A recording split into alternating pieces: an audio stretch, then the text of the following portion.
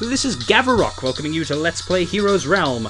We are in Chapter 5, the interesting chapter, and we are in the Challenge of Heroes. We finally get to control our different parties.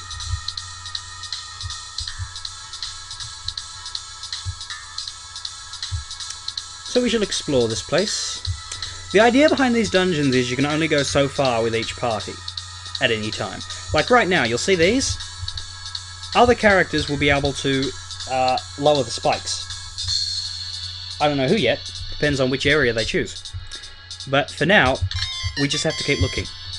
And explore as much as we can with each person before continuing. Now we can go through those little spikes there, but I don't want to because it hurts you. And I want to see if there's a way around it first.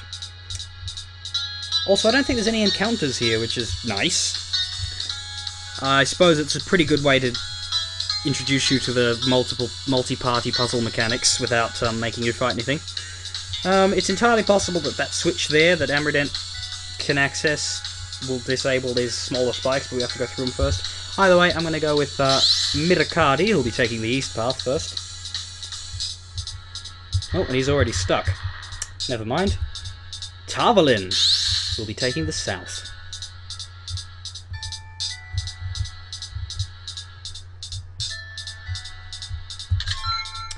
A medicinal herb. How many tiny metals do I have? I have 7. That's interesting, isn't it? Can't wait to go and turn them in. But we have to finish this before we can explore the world. Oh, right.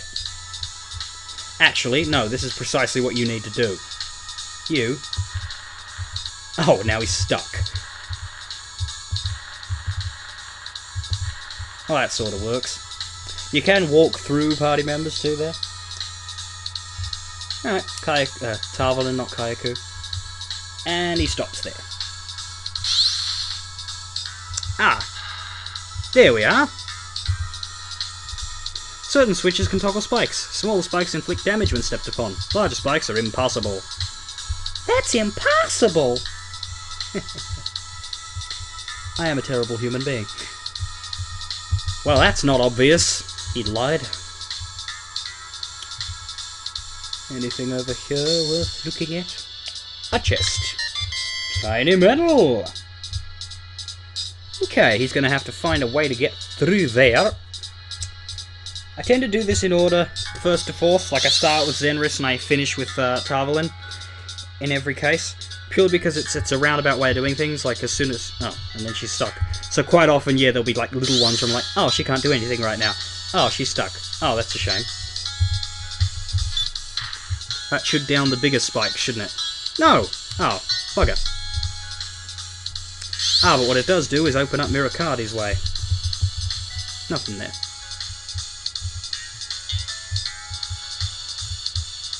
I don't know what these are doing here.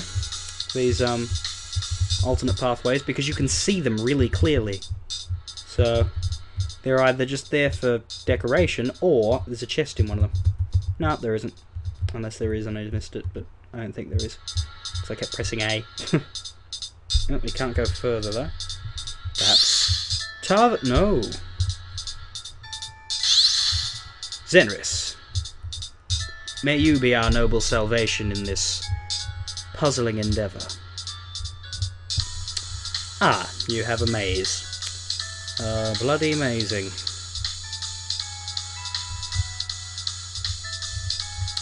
Now it's imperative that I pick up 4 tiny metals in here, because there are 4 tiny metals.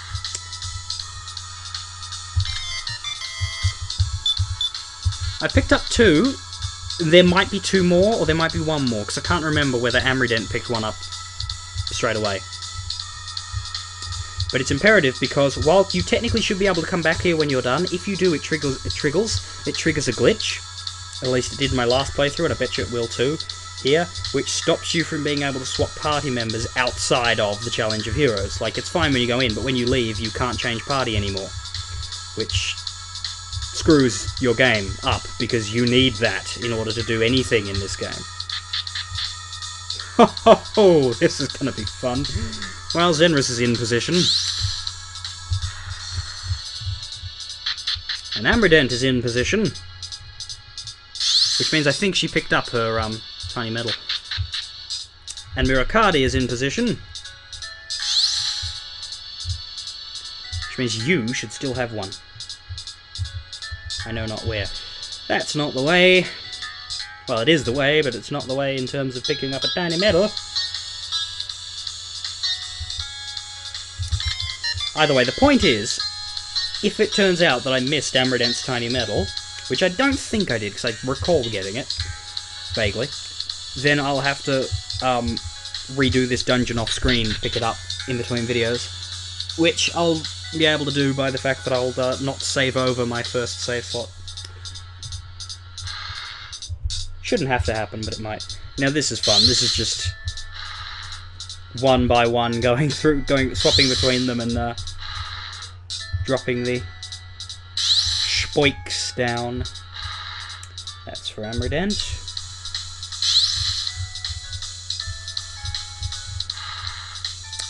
Zenris? No, Mirakadi.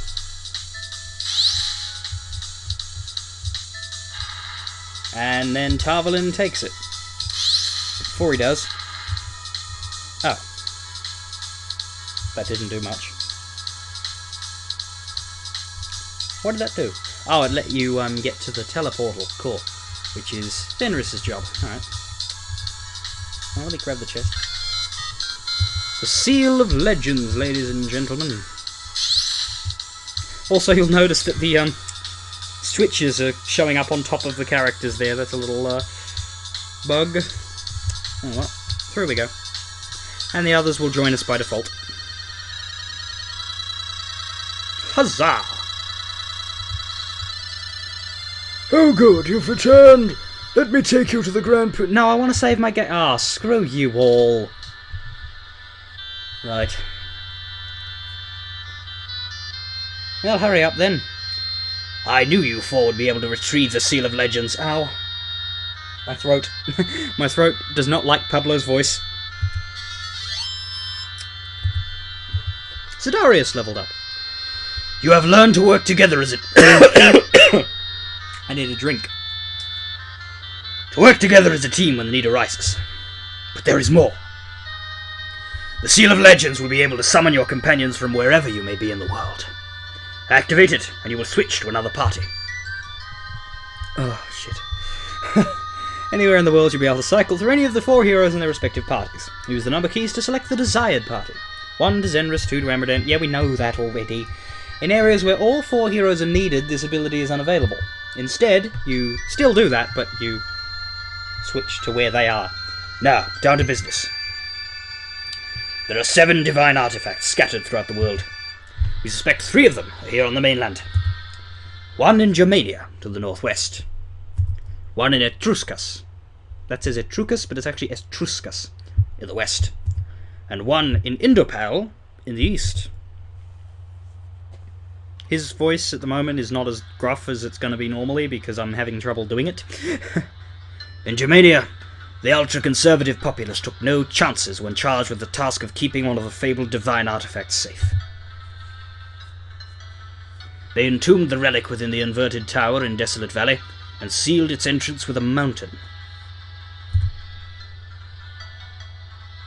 Only by piloting the mighty Colossus, a 100-foot-tall golem trapped within the wasteland, can you hope to reveal the entrance to the inverted tower and retrieve the divine gavel. That is fun. Playing with the Colossus is fun. 14 years ago, the Prophet King of the city-state Arbalon predicted the upcoming War on Terror. 2 full years before the most mystic of the Gurus, Alistair, also known as Captain Camp.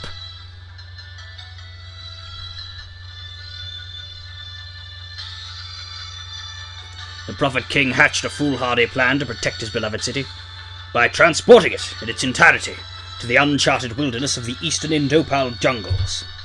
His means? The magical White Elfstone. By using this vastly powerful magic of the Elfstone, the Prophet King shrunk his city and locked its populace in suspended animation, within an artificial dimension inside the stone itself.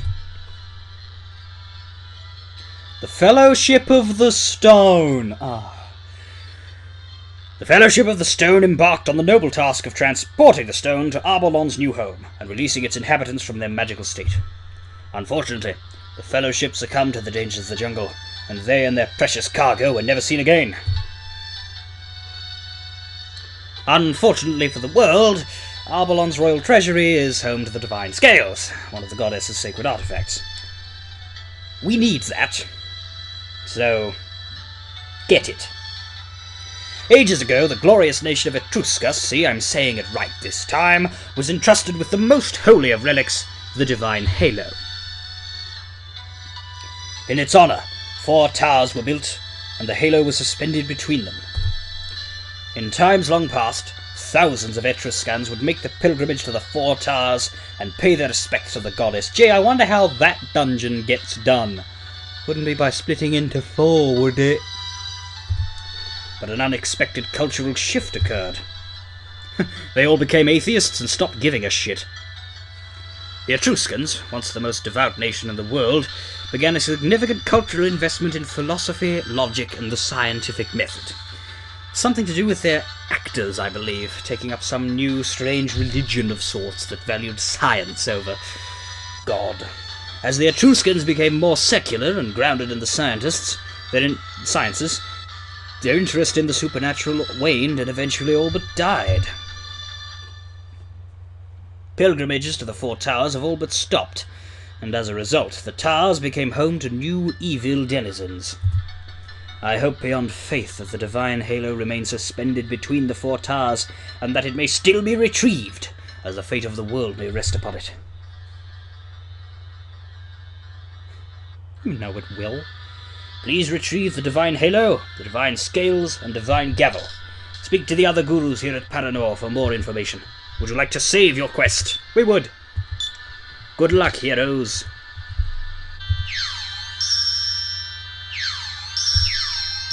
So that's how it works. You press the button, and you change. So you can only access one party at a time, obviously. You can't swap and change them, like you can't put Zenris with Amrident or swap their companions, but hey, it's a pretty good system nonetheless for the engine it was built in, which isn't the best engine in the world. So yeah, I like it. Thud thud thud, I don't know what that is. Anyway, basically yeah, Chapter 5 is big and open, but with a lot of side content you can do, and I will be doing as much as I can find. I would like to 100% this game, so with that in mind, I might be messaging the bloke who made it towards the end, saying, hey, have I missed anything? But for the moment, I'm just going to charge blindly on with what I remember. I think I did everything last time. Anyway, it's open, but at the same time, there's different stages. Like right now, we've got 3 divine artifacts to collect. Doesn't matter what order we get them in.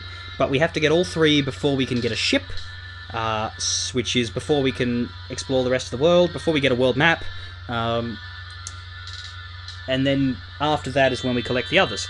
So yeah, you've got some flexibility, but not total flexibility. Right now, I'm mostly going to follow the order based on the tiny metal guide I've got, which sounds like a cop-out, but basically it lists all the tiny metals in the game, and I just go with the order that is in, so I don't miss any, because I'm like that.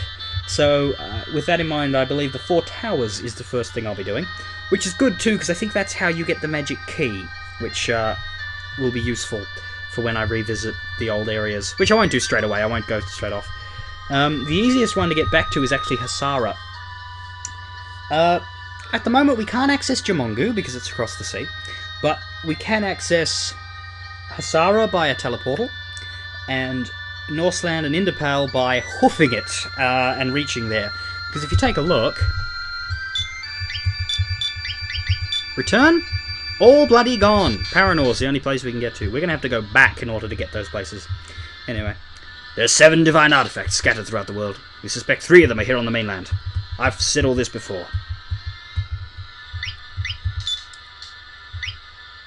Did I save over my old file just then? Yeah, I think I did. Which means I really bloody hope that I got the last tiny metal, because otherwise... we screwed. We very screwed, and we won't be able to get all 100. But I really think I did. I really do. let's go and find out quickly before I go insane. I am Whip, the Grand Poobah's chief advisor. In the future, you may find me in the library. Teach a class there. I am Alistair.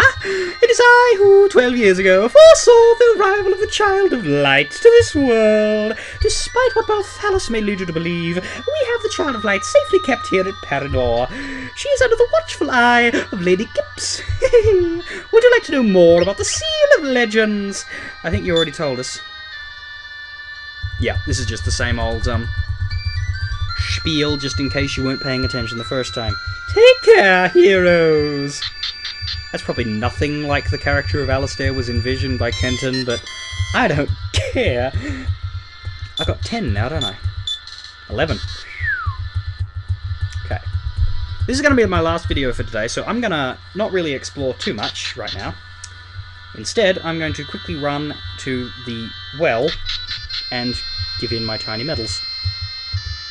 Speaking of, there's another one here. I know there is. Huzzah! Tiny medal. But yes, Paranor's kind of big. It's not huge.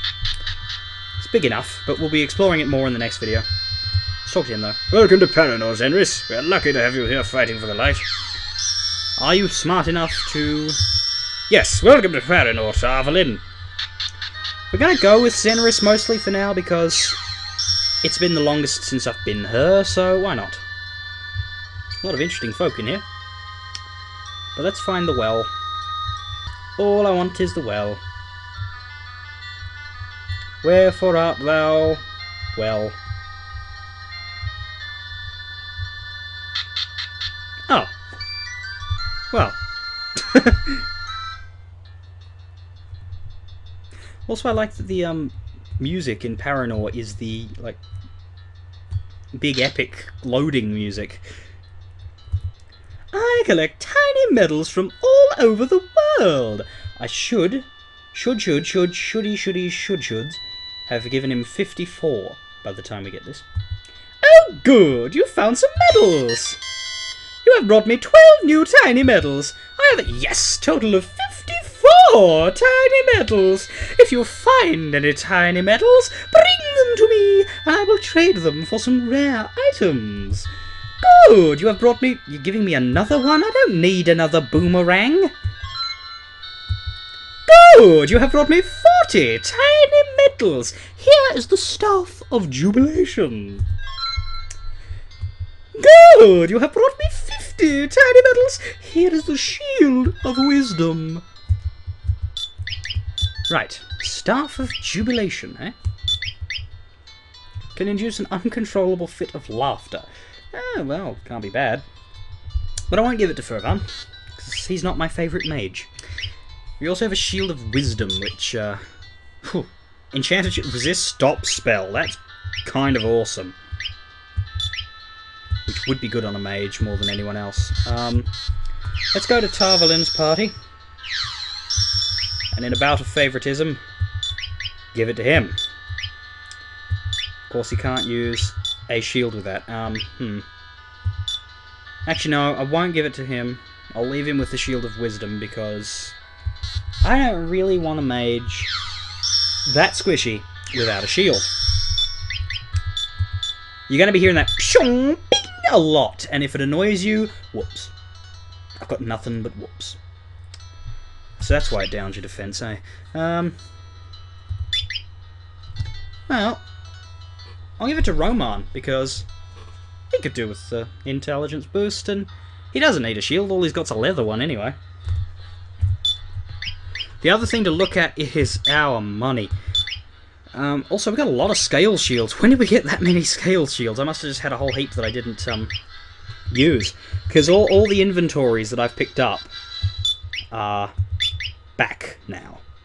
Like, everything that I couldn't equip because I didn't have someone who could equip it, or I didn't have anybody that would benefit from it, got it all back now. So I'm going to have to go through my inventory and deck everybody out as best as possible.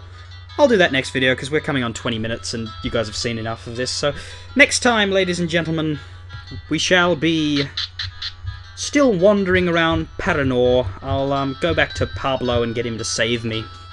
Save my game, rather. So yeah, fare thee well, everybody.